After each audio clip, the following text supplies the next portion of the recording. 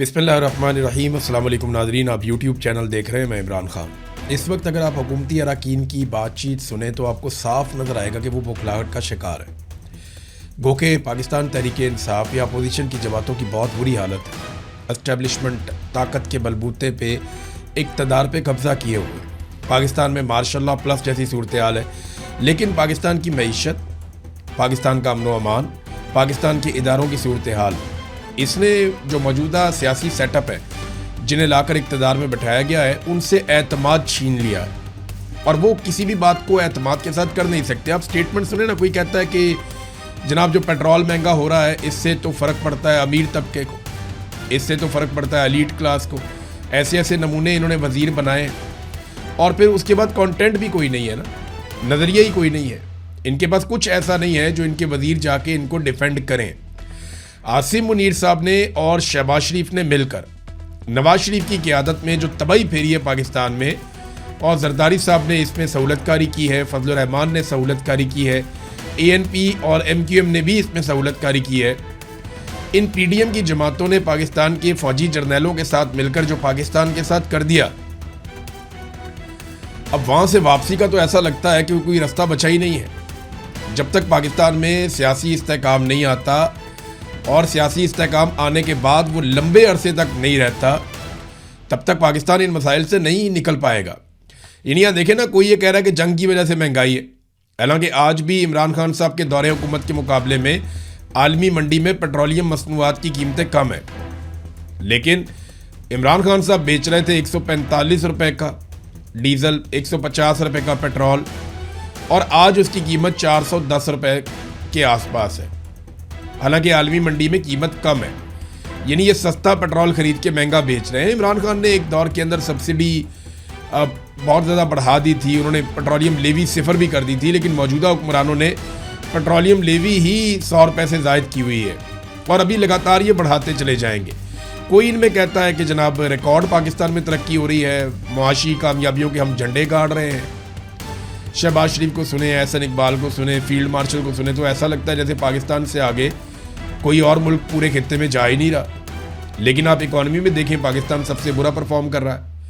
आप कर्जे लेने की रफ्तार देखें, पाकिस्तान की सबसे ज़्यादा है। गैर मुल्की सरमायाकारी पाकिस्तान में सबसे कम आ रही है, सारे रिकॉर्ड टूट गए हैं। बेरोज़गारी की शरह हो या गुर्बत की शरह हो, पाकिस्तान में लगातार बढ़ती चली जा रही है। महंगाई पाकिस्तान में खित्ते में सबसे ज़्यादा है, और हमने जंग के बाद पेट्रोलियम मसनूआत की कीमतें पूरी दुनिया में सबसे ज़्यादा बढ़ाई हैं। तो इन सारी चीज़ों को इकट्ठा करें तो हम तो एक फेलियर की तरफ जा रहे हैं। लेकिन फील्ड मार्शल और उनकी टीम बार बार ये कहती है उन्हें कामयाबियाँ मिल रही हैं। अब उनकी वाहिद कामयाबी ये है कि उन्होंने कैदी नंबर 804 को लंबे अरसे से जेल में रखा हुआ है, और अवाम अपने हर दिल अजीज़ लीडर को छुड़वाने में अभी तक नाकाम रही है। लेकिन ये ज़्यादा अरसा चलेगा नहीं, एक ना एक दिन इन्हें इमरान खान को छोड़ना पड़ेगा, और अगर इमरान खान ने अपना नुक्ता नज़र ना छोड़ा तो फिर इनकी तबाही आएगी, या इनके हाथ से कम ये वाला खेल हमेशा के लिए निकल जाएगा। और निकल जाना चाहिए कि ये पाकिस्तान में जब चाहें किसी की हुकूमत बना दें, जब चाहें किसी की हुकूमत गिरा दें। तो लगभग ये सारे जो है वो ज़हनी मरीज़ बन चुके हैं। इमरान खान साहब ने तो चंद लोगों के बारे में, एक आधे के बारे में कहा था, लेकिन यहाँ ऐसा नज़र आता है कि ज़हनी मरीज़ों का लंडा बाजार लग गया है। एक एक का स्टेटमेंट निकाल के सुने, आप सर पकड़ के बैठ जाते हैं कि ये किस तरह के लोगों के हवाले निज़ाम कर दिया गया है। देखा जिस तरह के हालात हैं ना, जैसा सियासी अदम इस्तेहकाम है, जितनी उन बेचारों ने कोशिश की और अवाम ने उनकी बात ही नहीं सुनी, ऐसी सूरत में कोई भी नॉर्मल आदमी होता पागल हो जाता। तो वो ठीक हो रहा है उनके साथ जो भी हो रहा है, और ये सब नवाज शरीफ के फैसलों की वजह से नून लीग ने अपनी कब्र खोद ली है, यानी उनकी सियासी कब्र खुदी हुई है, और नवाज शरीफ के फैसलों की वजह से वो सारे भुगत रहे हैं। हालात ये हो गए कि बांग्लादेश पाकिस्तान को क्रिकेट सीरीज़ में, टेस्ट में वाइट वॉश कर देता है।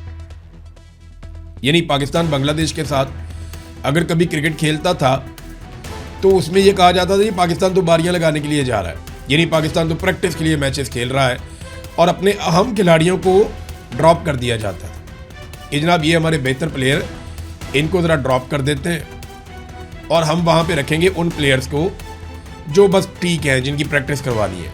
मेन प्लेयर्स बांग्लादेश के खिलाफ खेलते नहीं थे, ऐसा वक्त था। लेकिन अब बांग्लादेश ने सिर्फ इनको टेस्ट सीरीज़ के अंदर वाइट वॉश नहीं किया, सारे मैच नहीं हराए, बल्कि टेस्ट सीरीज़ के अंदर इनका तवा भी लगाया। वो आवाज़ें कसते रहे इनको उस तरह जिस तरह एक दौर में ऑस्ट्रेलिया मुखालिफ कमज़ोर क्रिकेट टीमों को आवाज़ें कसती थी। इस तरह ये आवाज़ें कसते रहे तो बांग्लादेश ने तुर बनाया इन्हें और इनको इस तरह से शिकस्त दी है कि मैं हैरान हो गया। और पाकिस्तानी क्रिकेट तबाह तो हो गई है, दफन करने की ज़रूरत है।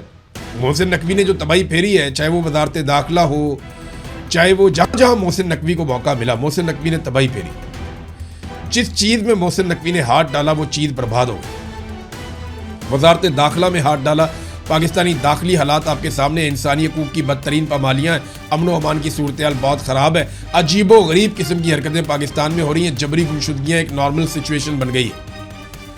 पाकिस्तान में दहशतगर्दी के तारीखी नौइयत के बड़े बड़े वाक़यात भी हुए हैं। क्रिकेट के अंदर हाथ डाला तो पाकिस्तान के तमाम फॉर्मेट की क्रिकेट में बैंड बज गई। बीड़ा ही गर्क कर दिया। बांग्लादेश जैसी टीम बार बार पाकिस्तान को वाइट वॉश करती है, ये पाकिस्तान के साथ हो रहा है। नादरीन, सुहेल अफरीदी ने मंगल के दिन का कहा था, उसने निकल कर एहतजाज करने की कोशिश की, रुकावटें आईं, उस पर उन्होंने प्रेस कॉन्फ्रेंस भी की, लेकिन अब उन्होंने कहा कि अगले मंगल को वो दोबारा आएंगे और पहले से कुछ ज़्यादा शिद्दत के साथ आएंगे। हुकूमत फिर रोकेगी, वो फिर आएंगे, हुकूमत फिर रोकेगी, वो फिर आएंगे। इससे क्या एक मोमेंटम बनेगा? देखिए, मोमेंटम बनेगा गली मोहल्ले के अंदर। सुहेल अफरीदी को अपने लोगों के साथ एक बड़ी टीम बना के पूरे पाकिस्तान में लोगों को इकट्ठा करना पड़ेगा, लोगों को मोटिवेट करना पड़ेगा, उन्हें स्ट्रीट मूवमेंट के लिए तैयार करना पड़ेगा। सुहेल अफरीदी का बार बार इस्लामाबाद आना ज़रूरी नहीं है। वो अगर सही तरीके से चलते तो अब तक वो इस काबिल हो जाते कि वो पाकिस्तान को बंद करने की सलाहियत पा लेते। देखें, ये जब भी पाकिस्तान की मिलिट्री एस्टेब्लिशमेंट को मुसीबत पड़ेगी ना, वो पूरे पाकिस्तान में पड़ेगी। जब आप इस्लामाबाद की जानिब बढ़ते हैं तो आप अगर 50-60 हज़ार बंदा भी ले जाएं तो उन्हें फ़र्क नहीं पड़ता। हाँ, अगर 2-3 लाख बंदा, 5 लाख बंदा आप इस्लामाबाद की तरफ लेकर चल पड़े, फिर तो मिलिट्री एस्टेब्लिशमेंट को फ़र्क पड़ता है। इससे कम बंदों पर उनको फ़र्क नहीं पड़ता। दूसरा ये है कि अगर आप पूरे पाकिस्तान में नौजवानों के एहतजाज शुरू करवा दें, पाकिस्तान भर के अंदर आप जिसको वो कहते थे हम पाकिस्तान बंद कर देंगे, अगर वो हिकमत अमली करते तो उससे बहुत फ़र्क पड़ता है। दुनिया में इस किस्म के एहतजाज हुए हैं। अभी डोनाल्ड ट्रंप के खिलाफ जो है वो इस किस्म के एहतजाज हो रहे हैं। नो किंग मूवमेंट के अंदर वो बड़ी मुसीबत बनी हुई है उनके लिए भी, पाकिस्तान में भी हो सकते हैं। अचकज़ई की डेडलाइन जो है वो भी अब ख़त्म हो गई है। उन्होंने 3 दिन का टाइम दिया था। देखते हैं कि महमूद खान अचकज़ई अब क्या करते हैं, क्योंकि उन्होंने कहा था कि वो पार्लियामेंट को चलने नहीं देंगे।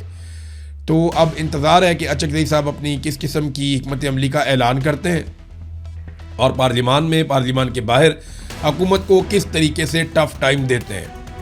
नादरीन, पाकिस्तान पूरी कोशिश कर रहा है, पूरा जोर लगा रहा है। मोहसिन नकवी साहब भी गए हैं, सुनने में आ रहा है कि फील्ड मार्शल भी जाएंगे या कोई और इम्पोर्टेंट आदमी भी जा सकता है, और ये ईरान में जाके कोशिश करेंगे कि ईरान को अमरीकी शराइत के ऊपर बनाया जा सके। लेकिन हमारी औकात इतनी है कि हम अमरीकी शराइत को ईरान के सामने रख के उन्हें मनाने की कोशिश कर सकते हैं। हम ईरानी शराइत को अमेरिका के सामने रख के उन्हें मनाने की कोशिश नहीं कर सकते, वो डांट देंगे। डोनाल्ड ट्रंप जो है वो बेइज्जती करेगा।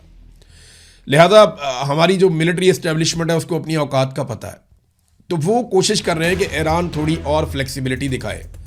देखिए, मेरे ख्याल में ईरान ये जंग जीत चुका है।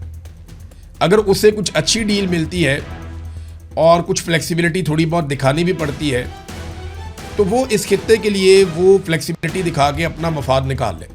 अब तक के लिए इतना ही। अपना ख्याल रखिएगा, अपने इस चैनल का भी। अल्लाह हाफ़िज़।